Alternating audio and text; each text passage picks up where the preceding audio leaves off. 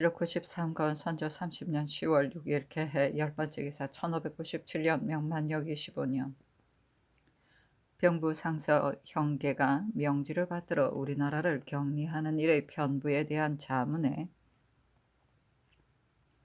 조선국왕이 아래 내용의 삼가 생각건대 황제께서는 천지 부모와 같아서 우리나라가 외적에게 몰락함을 걱정하여 대군을 두 차례나 보냈고 또한 신이 허약하여 스스로 떨쳐 일어나지 못함을 안타깝게 여겨 천조의 중신을 수고롭게 하여 대신 격리를 해 주었으니 이는 참으로 죽은 목숨을 살려주신 은혜이다.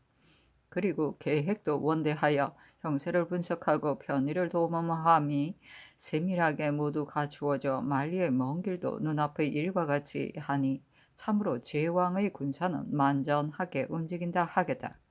신은 비록 외번이라 하지만 실상은 내복과 같으니 이의 성패에 유익함이 있다면 신의 몸이 아무리 가루가 된다 해도 마음으로 달갑게 여기겠다.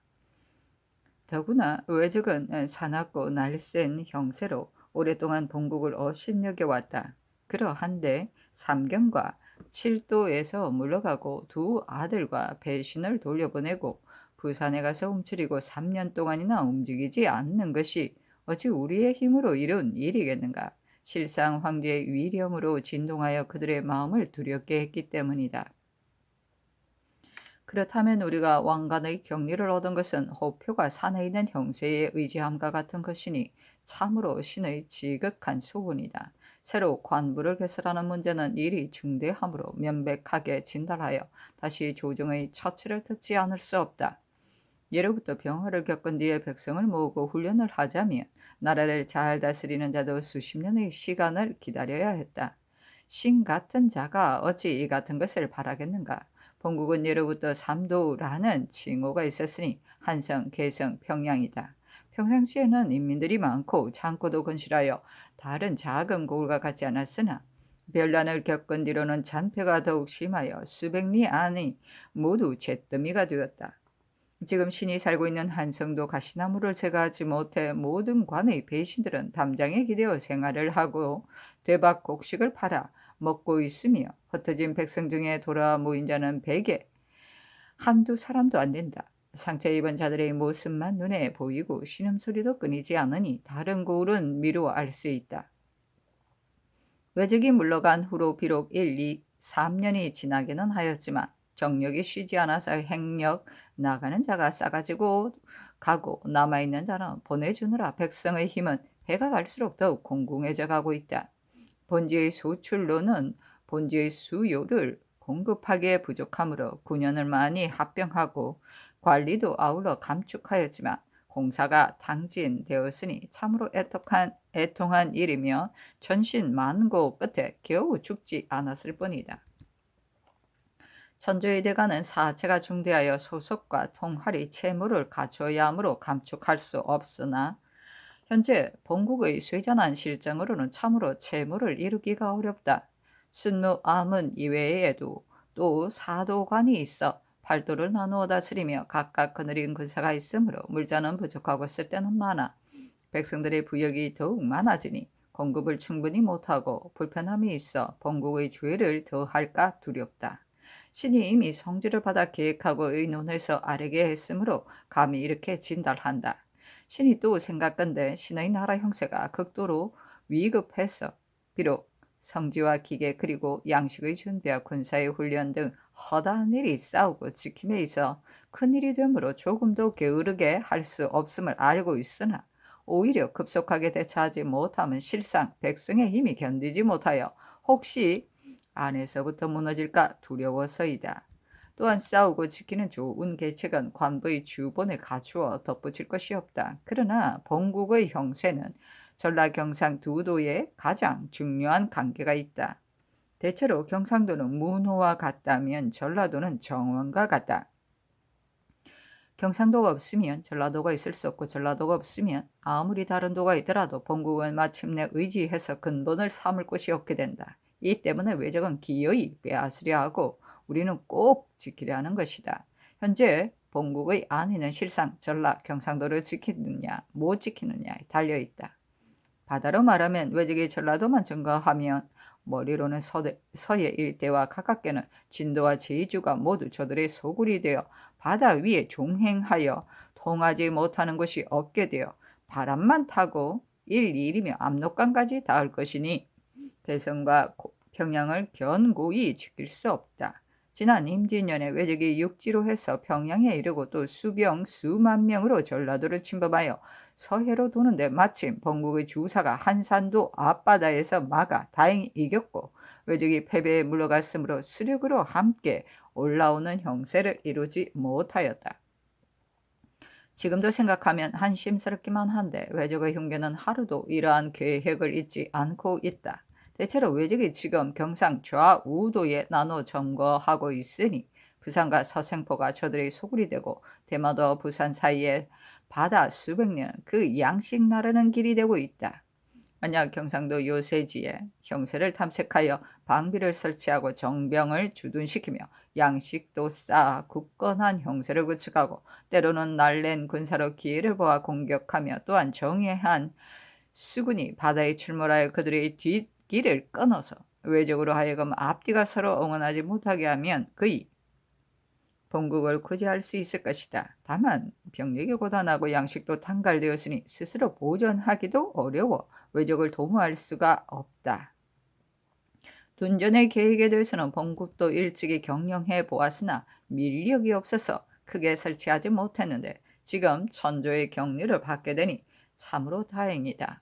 본국은 토지가 척박하고 산림과 늪이 6 내지 7하를 차지하여 큰 이익을 얻을 만한 평원과 기름진 들이 없다. 그 중에 말한다면 경상 하도가 가장 비옥한 곳으로 오곡이 잘 되며 전라도 남은 등처는 경상도와 같다. 평안도의 숙천 안주의 사이와 황해도 해안 지방에도 농사 지을 만한 곳이 있어 도랑만 만들면 물을 낼 수 있으나 그 토지는 남쪽 지방과 같지 못하다. 지금 1000명이 이미 나왔으니 양식 때문에 걱정이다. 만약 서로 버티다가 이를 때맞춰 완결 짓지 못하게 되면 양식을 계속 이어가기가 가장 어렵다. 산동의 양식이 수확되는 대로 조선에서 오늘의 비용에 보충해야 한다. 허미한 형세를 잘 살펴서 주둔하여 지킬 곳을 정하고 언덕과 비습한 땅을 개척하여 농사짓고 저축하는 근원을 넓혀 원대한 계획을 세우는 것은 또 금년 이후의 일이므로 여기에 있는 군사를 통솔하는 지휘관들의 경영 이하에 달려있다. 신도 역시 신민을 거느리고 힘을 다해 노력하고 계획을 받들어 일하겠다. 삼가 원하건대 황제께서는 해부에 명을 내려 다시 상의하시기를 바란다. 신이 받은 은혜는 깊은데 보답할 능력이 없으니 죄가 10,000번 죽어도 마땅하다 하였는데 성질을 받더니 해부에 이를 알리라 하였습니다. 또 본부에서 제본을 올리기를 조선국에서 차출하여 보낸 배신 좌찬성 심희수가 아랜 것을 보면 조선은 기자가 봉해준 이후로 시서예 악의 교화를 받아 드디어 명성과 문물의 풍습이 이루어졌으므로 옛 사람들이 군자의 나라라고 하였다. 수당 때에는 삼국과 겨루어 방패와 창으로 대했으나 어찌 하교 입유를 좋아했으리요. 또한 처리의 적절함을 얻기 위한 것이 아니겠는가. 국조에 들어와서는 멀리 사신을 보내고 200년 동안 삼가 우리의 공삭을 받들었으니 어찌 다만 배반하지 않고 침범하지 않은 신하일 뿐이겠는가. 실상 울타리와 날개 같은 방어가 되고 있다. 다만 태평한 지 오래되어 무비가 닥지 않았으므로 갑자기 외적이 난리를 일으키자 나라를 지탱하지 못하게 된 것인데 황제께서 그 위태로움이 너무 심한 것을 안타깝게 여겨 위급하다는 아뢰미 2-3번 이르자 장수에게 명하고 군사를 일으켜 힘껏 구제해 주셨다. 그런데 이리와 같은 외적은 욕심이 끝이 없어 물러갔다가 다시 들어오니 조선이 거듭 위급한 상황을 알려받고 그래서 군사를 다시 일으키게 되었다. 참으로 여러 대에 걸쳐 충순했던 나라가 고려의 뱃속으로 빠져들어 울타리가 없어지고 도적이 들어옴을 참아보고 있지 못한 것이다. 천조에서 조선을 보는 것이 한 집안 같으면서도 안과 밖의 차이가 있으므로 비차의 정이 다른 것이다. 대신이 진노하고 조정함이 없이는 우리 군사의 마음과 저쪽 백성의 마음을 끝내 서로 연결시킬 수 없으니 이것이 조정에서 격리 무신을 보낸 뜻이다. 그늘에 보건대 격리가 계획하고 있는 것이 어찌 농사 짓는 일에 일과 주둔하는 일, 전쟁과 수비에 관한 몇 가지뿐이리요. 간교한 외적을 힘을 다하여 꺾고 허약한 울타리를 보호하려 하고 있으니 그의 의지가 늠름하여 조기 화일의 붕괴를 드날리며 안정되게 수복하는 아름다운 공을 세울 것이다. 조정에서 사람을 알아보고 사람을 등용함이 계획에 맞았다고 하겠다. 지금 국왕이 아는 것을 보면 저 나라가 잔폐함을 만나 부역에 대응함을 매우 힘들어하고 거듭 염려하는 것은 무신이 계부 건아하는 곳에 청사가 누추하고 좁아서 중국 관리의 위품을 받들기 어려움에 있다. 그들의 아래는 그를 근거해 보면 감히 천조의 거둥에 대하여 경홀이 생각지는 않는 것 같으며 해국의 군신이 매우 공경하고 삼가는 뜻을 볼 수 있다. 그러나 그들은 성명께서 무신을 보냄이 바로 저들을 위해 국경을 보호하고 백성을 안정시키려 함이고 해국의 주본에서 말한 것처럼 관부를 늘려 거듭 피폐하게 함이 아님을 어찌 알겠는가. 어느 곳이든 무신이 있는 곳이 바로 원문이 되는 것이다. 명령만 내리면 시행해야 하는 것이 굳이 장려할 필요가 있겠으며 따라다니는 사도는 나누어 다스리다가 일을 완수하고 귀환시키면 되지. 굳이 관원수를 채울 필요가 있겠는가.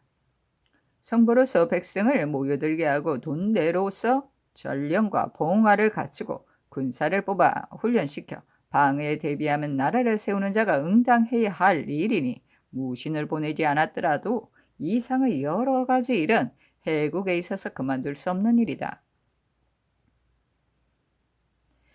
그만둘 수 없는 일을 평소에 닦아놓지 않았으므로 지금도 정예롭지 못한 것이다.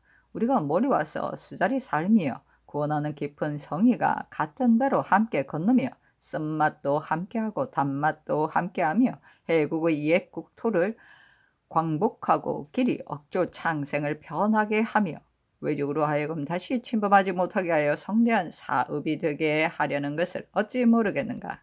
생각건대 해국 군신들은 궁박함에 괴로워하고 떠도는 소문에 의해 의혹되어 지나치게 두려워한다.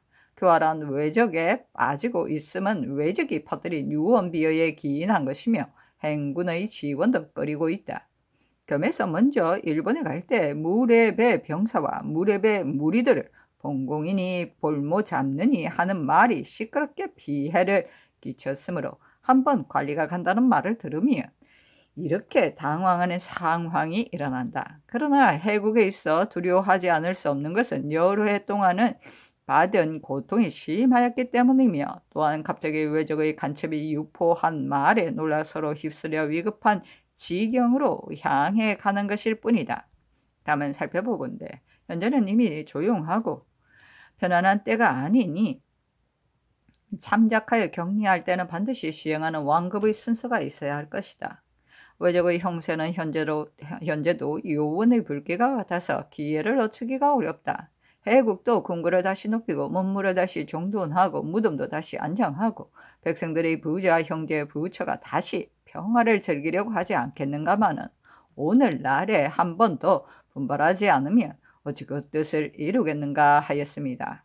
이에 성질을 받들기를 근자의 해본부의 절제에 해국의 일체에 일으키고 개혁하는 사체는 모두 무신에게 편의를 맡겼다 하니 앞으로 아랫바가 바로 모든 편의로서 기회를 보아 행동할 일이다. 또한 동무는 나가서는 조선을 편안케 하고 돌아와서는 조정에서 정사를 행하여 거스르는 자를 멸하고 순종하는 자는 태평케 하니 이것이 바로 해국의 복으로서 신민의 가족이 서로 완전해지는 경사이다. 다만 오늘날 군사를 쓰는 일은 부득이 한 차례 어려움을 겪어야 하니 차라리 중국의 노예가 될지언정 간사한 외적의 귀족이 되지 않아야 하며 차라리 충성을 안고 어려움을 무릅쓸지언정 삶을 도적질하여 구차하게 죽지는 않아야 할 것이다. 하물며 안위는 인간 세상에 있는 것이고 승부는 병과 상사이니 약함을 변경시켜 강하게 함이 참으로 한번 움직임에 달려있다. 애국이 이미 주본을 울렸으니 재차 주청하고 명이 내리기를 기다릴 것이다. 배신으로 하여금 즉시 귀국하여 국왕에게 유지를 전달하게 하되 황제의 뜻을 삼가 받들어 지나친 의심을 하지 말며 스스로 할 일에 힘쓸 것이며 또한 신하와 백성을 권장해서 경리의 계획에 따라 한번 수그럽게 일을 해서 길이 편안하도록 일을 해야 한다. 다만 군사의 일은 일은 중요하니 만전을 기해야 한다. 잠시 관부를 설치했다가 일이 안정되면 곧 혁파할 것이며 지금 선임된 사람은 모두 충량들이라 반드시 짐의 마음을 받들 것이니 곡진히 아껴주어야 할 것이다 하였습니다. 하였는데 이에 대하여 국왕이 주본을 올리기를 국왕은 명지를 받들어 황조가 본국이 스스로 보존하지 못함으로 인하여 이미 격리 아문을 설치하고 또 본국이 잔폐됨을 염려하여 간편하게 행사라고 명령하심을 알고 은혜를 머금고 눈물을 흘리며 보답할 바를 모르겠습니다 하였다.